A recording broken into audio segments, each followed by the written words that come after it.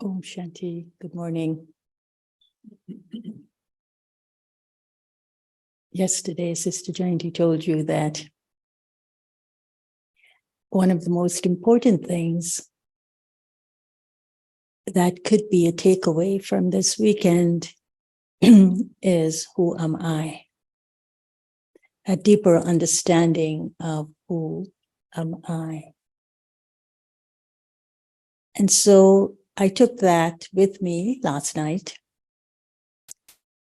But also I took the image of Dadi Janki with me last night, because when I see her and I hear her voice, I remember a lot about time spent with her. So I thought I'll start today with a little story with Dadi Janki here at Peace Village. And it was in the year, I think it was 2002.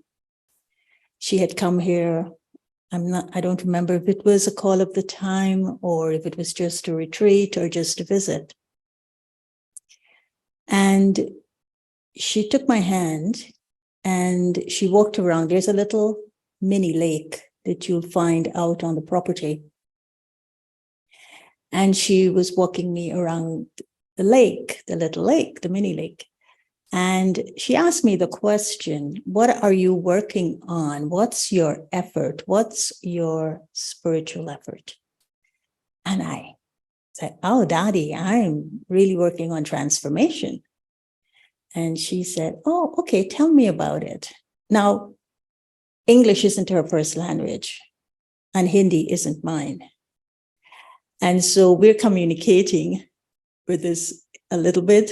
She calls it Tutti Frutti Hindi, Tutti Frutti English, and I'm understanding her. But it's funny that when the souls meet and there's communication at the soul level, there's a different language that occurs in the communication. So she's taking me around and I'm sharing with her my spiritual endeavors, my spiritual efforts on transformation. And I recounted to her a story that happened in 2001. And you know, that was a big year for the world, but a big year for New York City. Oh, by the way, Heidi, thank you so much for those stretches. They were beautiful. And I was sharing with her what happened to me that impacted me very deeply. And in 2001, I was in Durban, South Africa, for a conference that the UN hosted that was called the United Nations Conference Against Racism, Racial Discrimination, and All Forms of Xenophobia. Now, that's a very heavy title, right? So you could imagine what the conference was about. And I was sharing with her, it was actually a moment of defeat for me, I was sharing. I was looking at what was happening, and there was one point in which the conversation in the room among the diplomats got so heated that two countries walked out. And they were two very important countries. And if they walked out, we knew that that was the end of the discussion. We knew it was a gridlock to anything moving forward. And I remember sitting up in the balcony looking, and I'm saying in my mind, no, don't walk out, don't walk out. You need to stay and listen to what is happening here. You need to understand what is happening here. And I got myself all like when you're bending over and telling us, watch that blood pressure, don't let it rise. I found myself in that state. And I shared that with her. And I said, in that moment, what I realized that I spent a lot of time over the years in my spiritual endeavors trying to master my thoughts. So I was looking at what was going on and I was saying, oh, thoughts, come to my rescue. I trained you, the mind, to come to my rescue, to have the right thoughts so I can look at the situation and make sense and meaning at the level, at the mental level.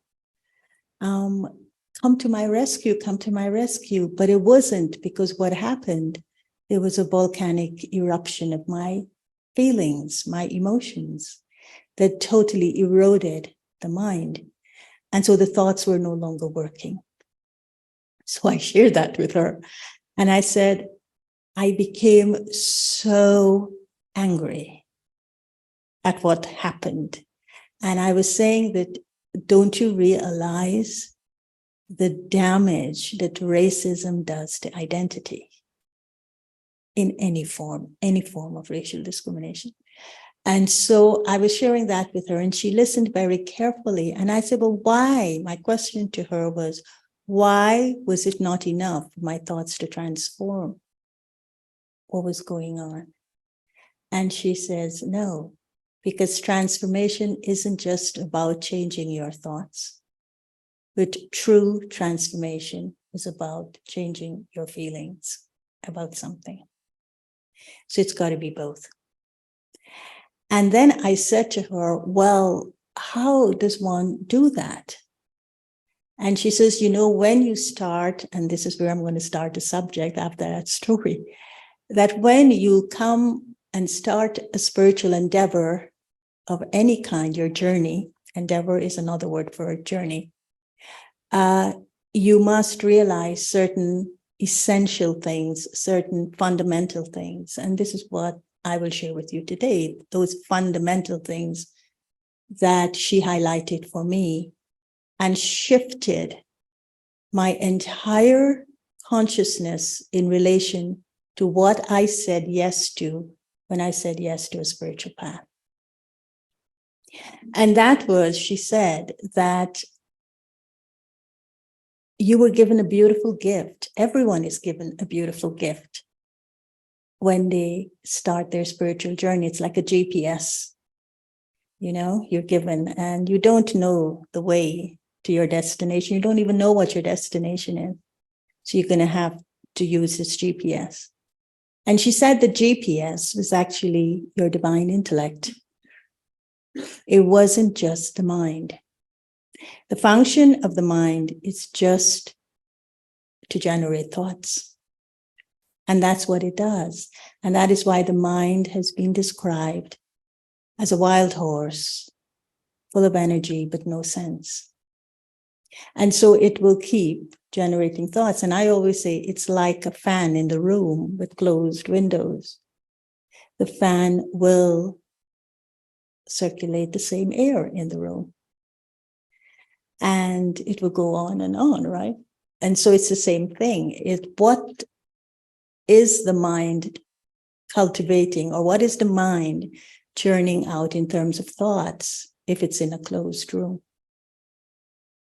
And so she reminded me of this divine gift, which is what I'd like to share with you in relation to the soul. And this divine intellect is actually your GPS that will take you on the path.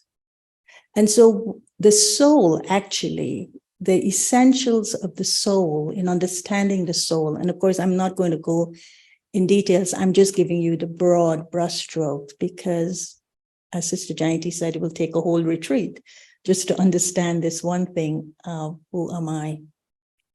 And so this divine intellect is actually the beauty of the soul. So one of the essential things of understanding who I am is to understand the beauty that lies within, that is connected to the intellect. And the intellect is the divine gift to take me on the path. So why is the intellect so important? Because the intellect is an ability of the soul. So the soul has 3 abilities, and the beauty that lies in discovering myself as a soul is the harmonizing of these 3 abilities. One, I call it the main ability, is the divine intellect, because divine intellect means to have insight. It means it's my spiritual or moral compass. It means my power to discern and my power to decide. It means I remember. The intellect remembers. It recalls memories. So these are all abilities of the intellect. And there are two other abilities of the soul. One is the characteristics that I carry that could also be called personality traits, but they are characteristics, acquired characteristics and divine characteristics, original characteristics and acquired characteristics. And that's why sometimes there's that duality in me, that which I have acquired from the outside and that which is authentic on the inside. And then there is the mind. And of course, the mind is the entry point of things from the outside into why the soul. So the mind works very closely with the senses.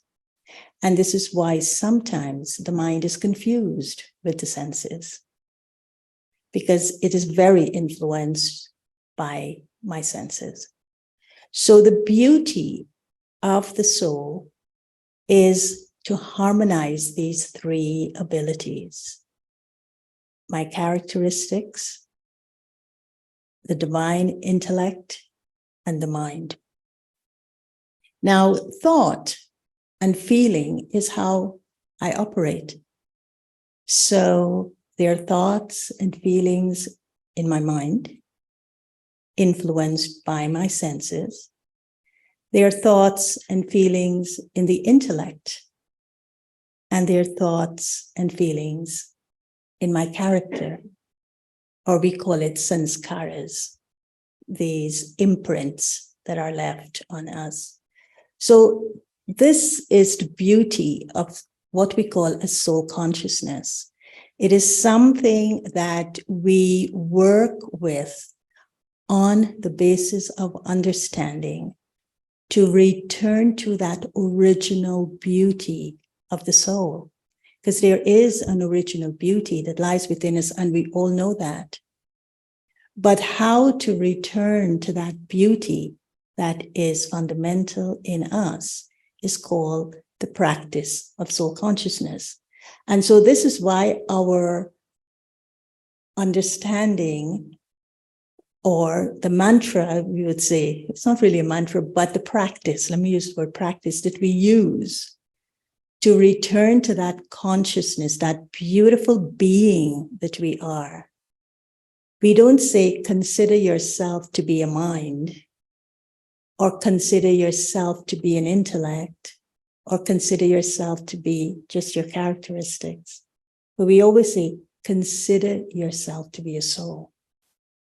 And in considering yourself to be a soul, you are considering yourself to be this life force, this being that gives life to matter, to the body. This being who is my total identity, my spiritual identity. And this being who can deceive me or who can enlighten me. And deceiving and enlightenment happens at the level of this moral compass I told you about, or the spiritual compass that is called the intellect. So the practice that we have here to consider ourselves to be souls is based on the understanding of who I am. So who am I? No one else can understand that but me. And so the process that this divine intellect has to do, or to take us through, is a process of returning to our true selves, to our authentic selves. And that, I think, is the destination of everyone on the path. To return, their destination, their true destination is, who am I in my authentic self? And so that, to me, is the beauty of my spiritual path. It's to reaffirm, as the UN Charter states, and that's why I think I stay connected to the work of the UN, and everyone must be so bored with me saying this, that the UN Charter actually tells us what our destination is, even at the spiritual level. And that is to reaffirm the dignity and worth of the human person. And now we would say the beauty of soul consciousness, of aligning my mind to my intellect, to my characteristics, this perfect harmony of being, spiritually leads me back to my own inner dignity and to my worth. Who am I and what am I worthy of? Who gives me my worth? Who gives me my dignity? And then I would discover what being is. Because no one gives me my dignity and no one gives me my worth. It's when I return to who I am that shows itself to me. And so when the question was asked yesterday, well, what is this process of purification? And Sister Gayatri took us around these colors.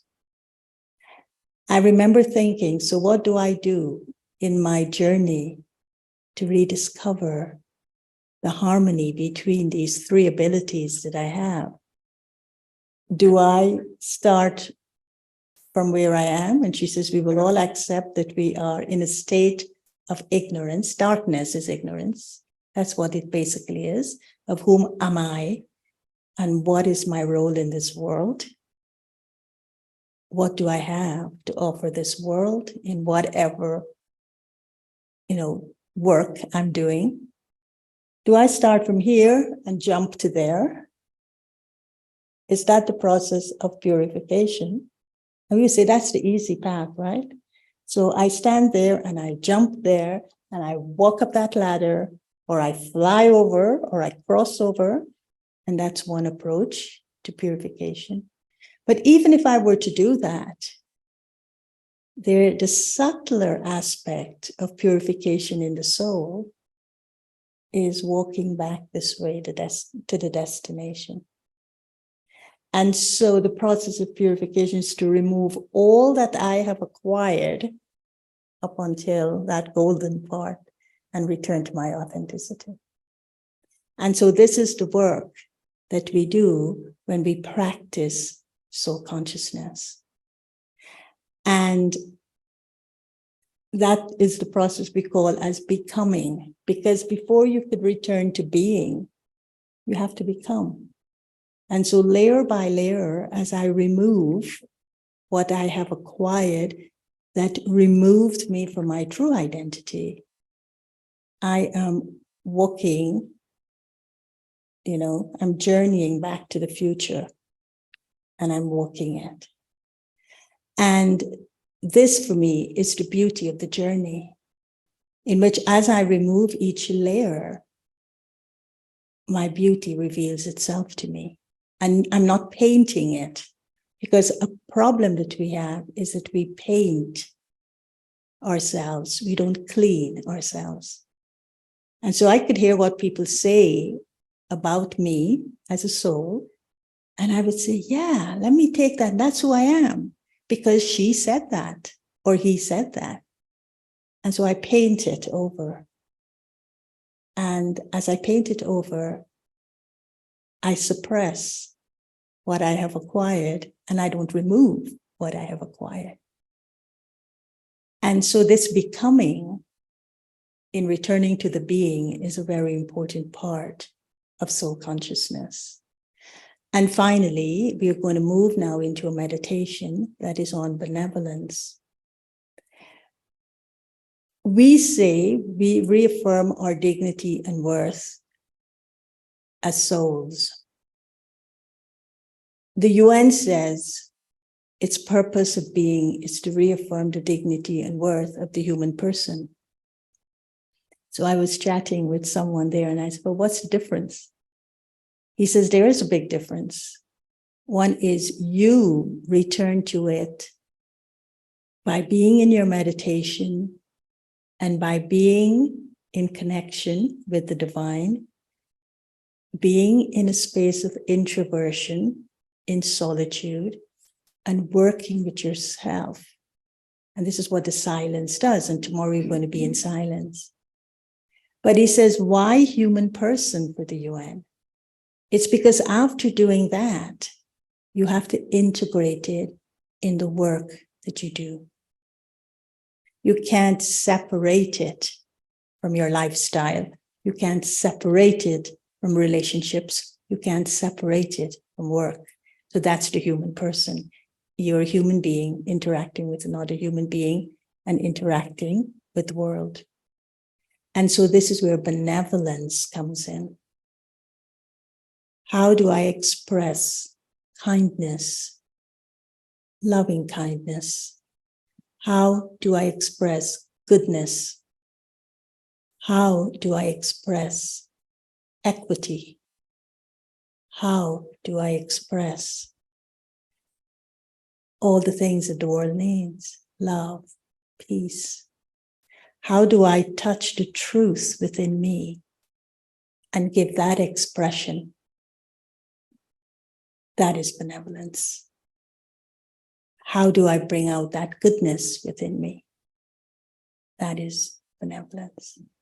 So I'll invite you now, all of us together, to be in a meditation, a reflection on soul consciousness with these bees that I introduced you to, but particularly the bee of benevolence, but connected to the bee of the beauty of the being becoming benevolent.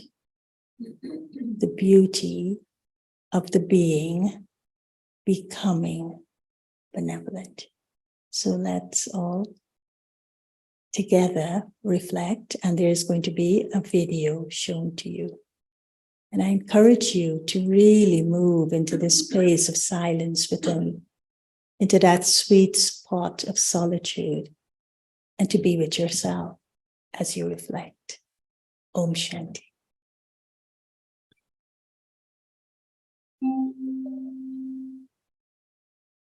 Welcome to this special meditation together on the call of time and stepping into the elevated role that the divine has for each of us.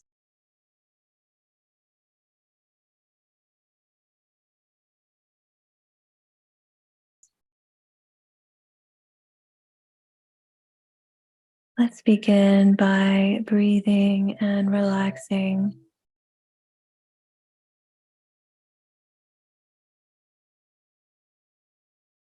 Feeling as though there is this wave of peace, this wave of lightness.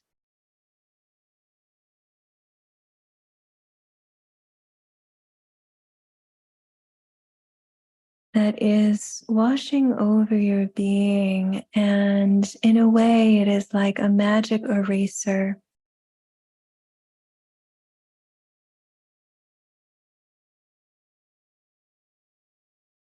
That is just removing anything extra, anything troubling you.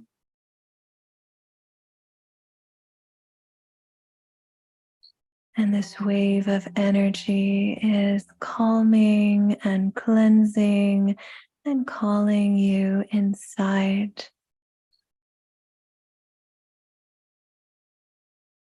Into your divine inner world.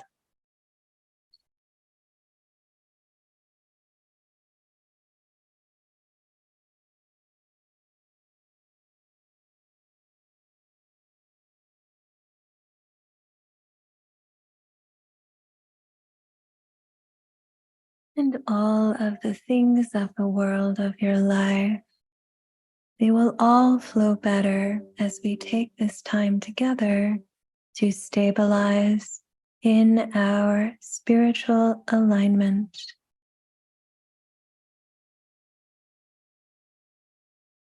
So you can rest in knowing all will be done in perfection.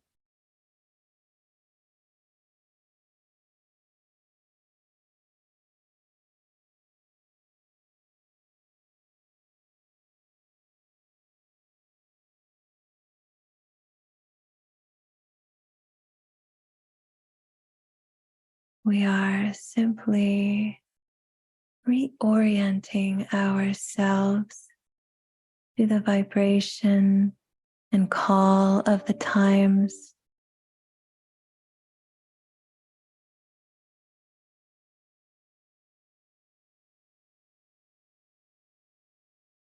And the sacred role that only we can play on this world stage.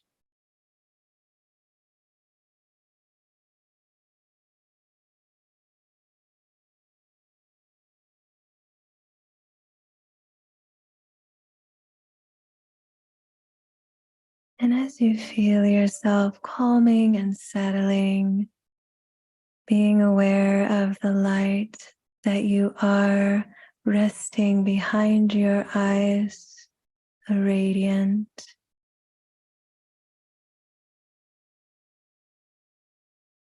divine being of peace and love and light.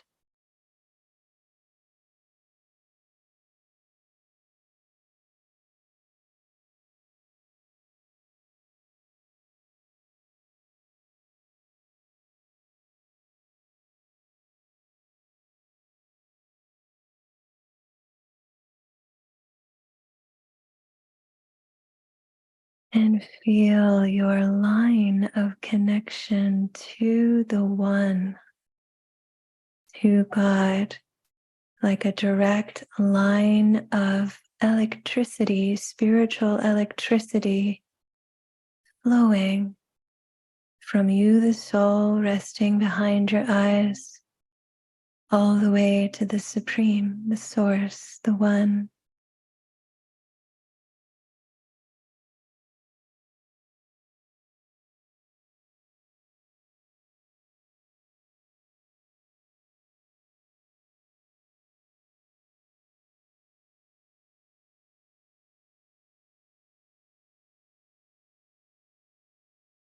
And this spiritual line of electricity and light is unbreakable. And you start to really feel this energy of the Source.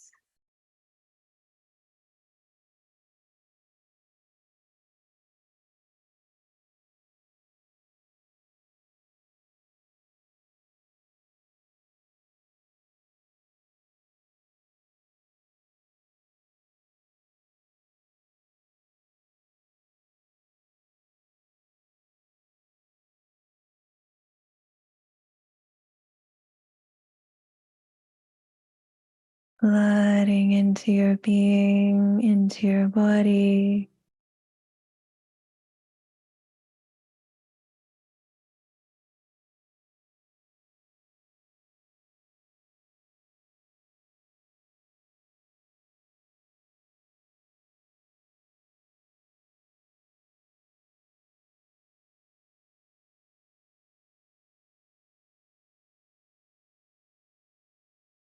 Bringing an experience of illumination.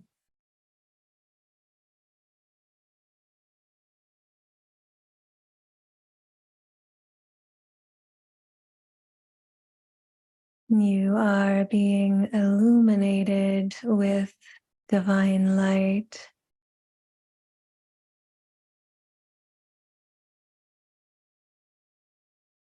As a special instrument of the One on this field of action in this special time.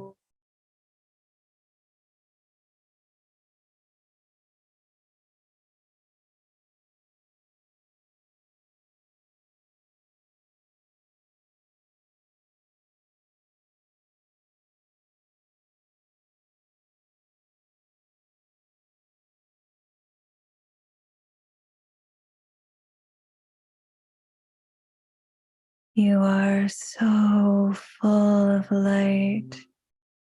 You feel yourself lifted in this world, but not of it, lifted into the peaceful realm of spiritual light.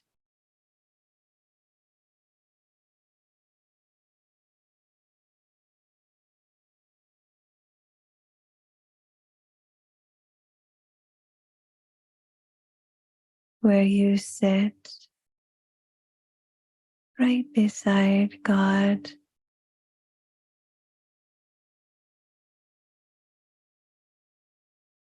and see the beautiful earth and all of the people, the plants, the elements, the animals.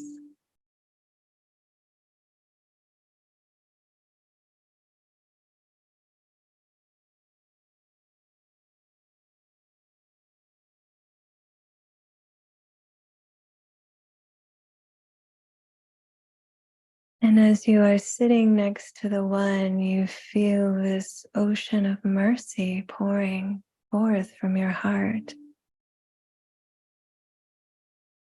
You feel the mercy of God, and you too are overflowing with this feeling of mercy, of loving compassion.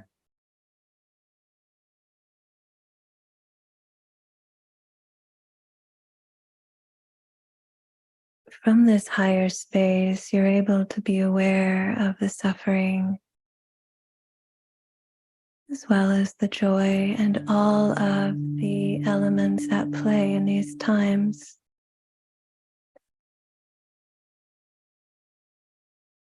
And the one shows you, you see this time as a time of great transformation, a time of transition from the dark to the light.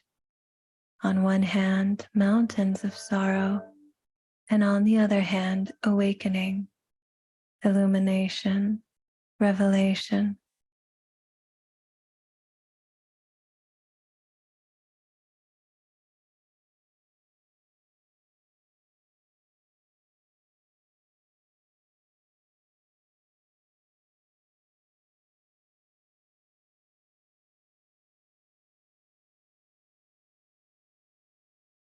And now you take a few moments beside God, the One, to do as that one does, to bestow blessings upon the world, the souls, the elements, all of life.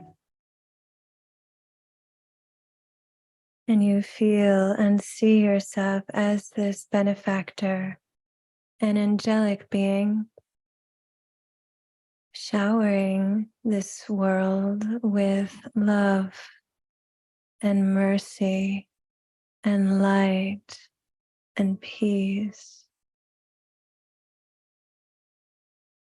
And you see and feel this energy you are emanating as healing.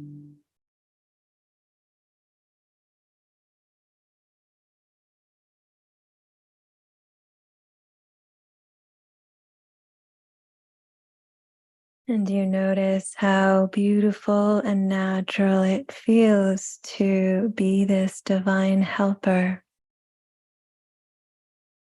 doing this subtle work of bringing healing energy to the world in these times.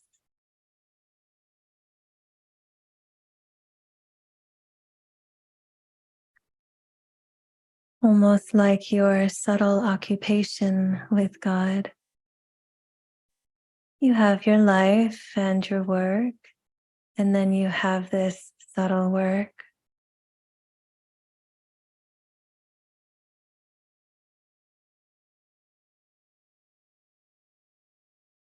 And if you are listening to this now, you have been called to this subtle work. The one has chosen you. In a sense, that one sees you, sees your light, sees your heart, knows you are a leader, a guide, a healer, and that you have this divine role to play in these special times.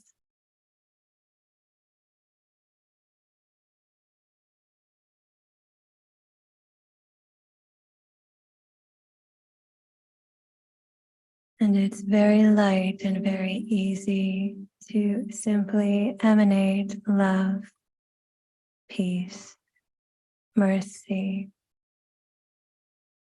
upon the world.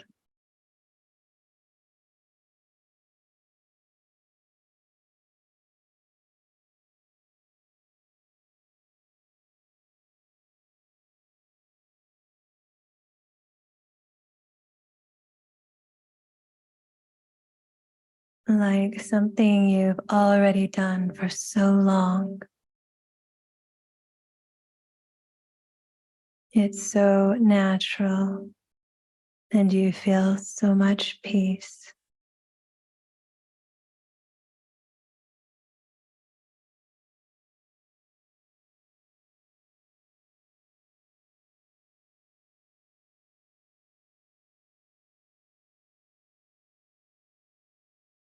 And as you breathe and feel this overflowing sense of serenity, you notice there is this beautiful wave of appreciation and love and gratitude coming to you from all of the beings you are shining light upon.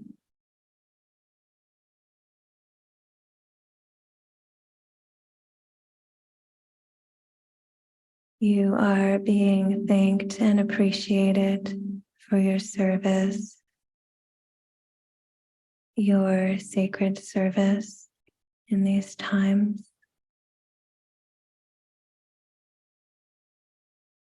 And with a heart full of gratitude and love, you feel yourself start to come back more present in the room that you're in, this earth,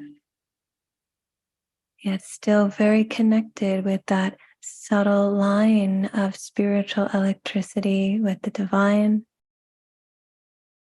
and ever more aware of your subtle spiritual work in these beautiful times. And even as this meditation ends, your awareness of your spiritual service continues to unfold in all of the ways that it's meant to, on all of the levels.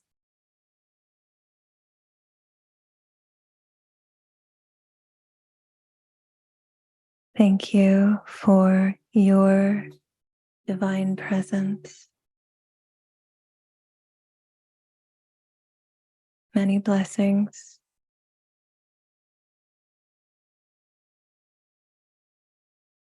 And Om Shanti.